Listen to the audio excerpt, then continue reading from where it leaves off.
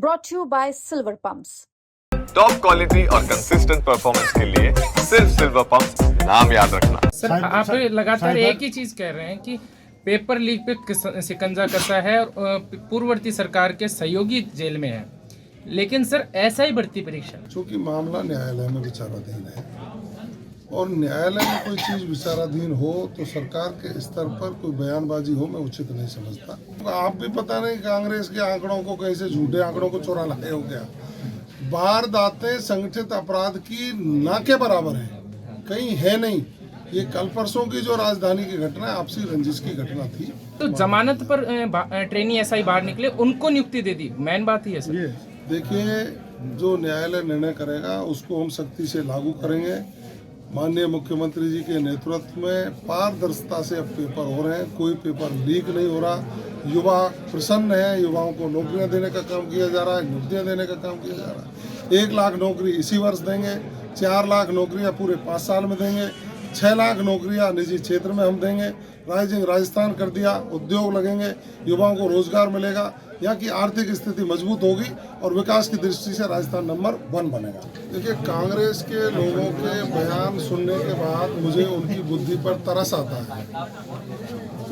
वो लोग ना तो आंकड़ों को देखते हैं, ना उन लोगों को वो याद आता कि उनके राज में 2000 दिसंबर 23 तक कांग्रेस का जो राज रहा उसमें राजस्थान रेपिस्तान बन गया था, भयावह स्थिति थी। रोटी मांगती हुई महिला के साथ उस समय के मुख्यमंत्री अशोक गहलोत जी की नाक के नीचे बलात्कार होते थे, गैंगवार होते थे। कांग्रेस के नेताओं का बर्दाश्त गुंडों पर रहता था।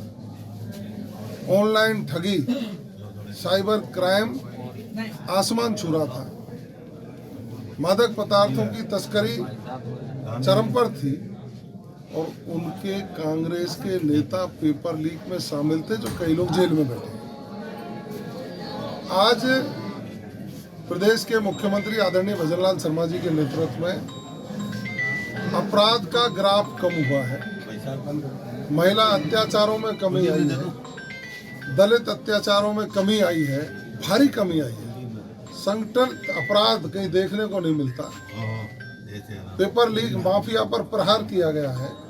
निश्चित रूप से राजस्थान शांति प्रिय प्रदेश हुआ करता था वर्षों पहले, उसकी ओर हम बढ़ने लगे हैं।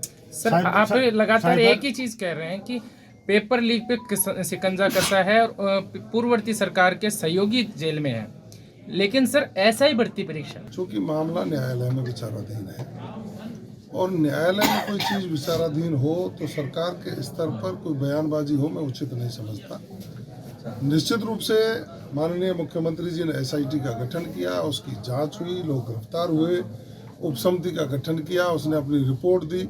सरकार कोई निर्णय लेती उससे पहले मामला न्यायालय में चला गया। न्यायालय में जाने के बाद जो भी माननीय उच्च न्यायालय इसका निर्णय देंगे उसके अनुरूप सरकार आगे की कार्रवाई करेगी। मैं ज्यादा इस पर टिप्पणी करना उचित नहीं समझता। Sir anti gangster task force बनी और वो टास्क फोर्स ने शुरुआती 3 महीने में अब कोई गिरफ्तारी नहीं है, जबकि वारदातें, बड़ी वारदातें जिन्हें कह सकते हैं, जो जिनमें राजधानी शामिल है, ऐसी 27 वारदातें हुई। वारदातें नहीं हुई है, यही तो मैं कह रहा हूँ। आप भी पता नहीं कांग्रेस के आंकड़ों को कैसे झूठे आंकड़ों को चुरा लाए हो गया। वारदातें संगठित अपराध की ना के बराबर है, कहीं है नहीं। ये कल परसों की जो राजधानी की घटना है आपसी रंजिश की घटना थी और आपसी रंजिश की घटना के बाद अपराध घटा तो राजस्थान की पुलिस ने मुस्तैदी से जाकर के लोगों को गिरफ्तार किया, उनको सलाखों के पीछे पहुंचाने का काम किया। उस समय का देखिए ना, कांग्रेस के राज में जिस तरह की भयावह स्थिति थी, लोग त्राहिमाम हो गए थे। राजस्थान छोड़ने को शांति प्रिय व्यक्ति तो मजबूर हो रहा था।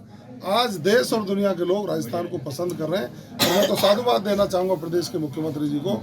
उन्होंने पुलिस का मनोबल मजबूत किया है। कांग्रेस के राज में तो तीसरे दिन पुलिस पिटती थी साहब, आज वही पुलिस है जो अपराधी भागता है उसको पकड़ करके पुलिस सलाखों के पीछे पहुंचाती है और उस समय अपराधी उल्टा पुलिस को पीटते थे, कांग्रेस ताली बजा करके रह जाती थी। Sir anti gangster task force का सवाल था कि वो निष्क्रिय क्यों नजर आ रही है इतनी, जबकि हार्डकोर अपराधी बाहर है।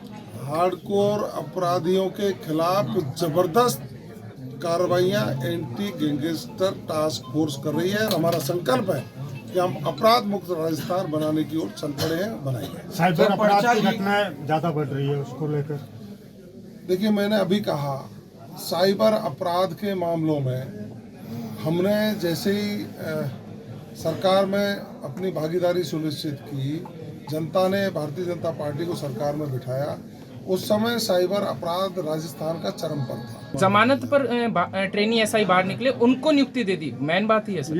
देखिए, जो न्यायालय निर्णय करेगा उसको हम सख्ती से लागू करेंगे।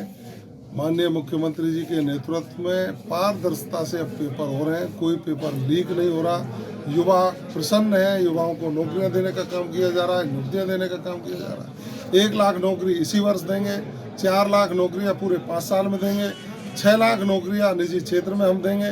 राइजिंग राजस्थान कर दिया, उद्योग लगेंगे, युवाओं को रोजगार मिलेगा, यहाँ की आर्थिक स्थिति मजबूत होगी और विकास की दृष्टि से राजस्थान नंबर 1 बनेगा।